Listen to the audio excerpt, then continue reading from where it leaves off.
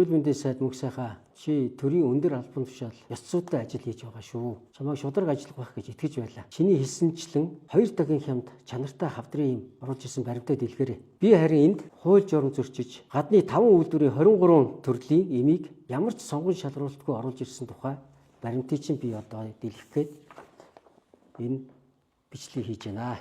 Өнгөрсөн парламентын хугацаанд би эмийн хуулийн төсөл дээр бүтэн 2 жил ажиллаад эрүүл мэндийн яамд бэлэн төсөл өгөөд хурдхан өргөн барьчихаа гэхэд та нар хавд арсан. Бүр аргаа бараад эмийн чанарыг шалгадаг төр хороо байгуулсан. Өөрөө ахлаад улсын их хурл, засгийн газар, ард иргэдтэй яаж чанаргүй юм Монгол улсад байгаад байгаа юм бэ? Яаж чанаргүй ирнэ 2-3 дахин үнэтэй байдгийм бэ гэдгийг дэлгэн харуулж нотлог баримт үзүүлсэн. За үүний үр дүнд бид эмийн хуулийн шинжилсэн найруулгыг өнгөрсөн 24 оны 6 сард баталсан. Одоо энэ хууль хүчин төгөлдөр хийж явж байгаа. Эрүүл мэндийн яам, эрхэм сайд танд эмийн чанарыг сайжруулах эрх зүйн орчин бүрэн бүрэлдсэн ш. Дутуу юм байхгүй. Төрийн болон орон нутгийн өмчөөр бараа ажил үйлчилгээ худалдаа авах тухай хуулийг сайн уншаа. Тендерийн хууль 36 дугаар зүйлийг унш. Энэ хуулийг чинь өнгөрсөн парламентод бид шинжилэн найруулгад би бас гар бие оролцсон юм. Яаж сайн эмийг боломжийн үнээр оруулах тухай тендерийн хуулинд оруулахаар зорж хийсэн. Энэ хуулиар олон улсын байгууллагаас тэгээд олон улсын байгууллагад нь тэр юм нь байхгүй байвал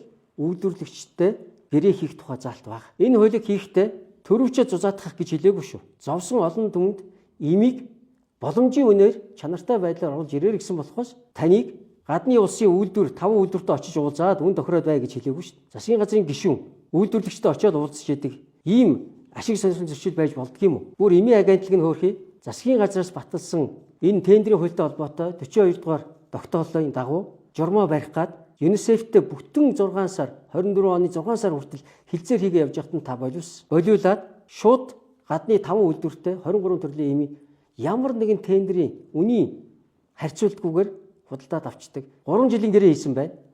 3 жилийн гэрээгээр эхний 3 сард та 9.6 тэрбум төгрөг төлсөн байгаа шүү дээ.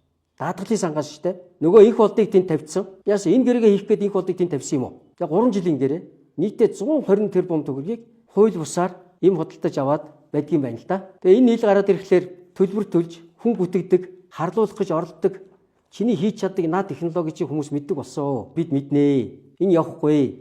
Нөгөө 2 дахин хямдхан чанартай хавдрын эмийн чин өвчтнүүд хайгаад байна шүү дээ. Манай эмчнэр хэрэглэе гэж байна. Тэрийг заагаад өгч хаана байгаа юм? Миний гарт шагийн үнээр эм авч байгаа баримтууд чи над бай.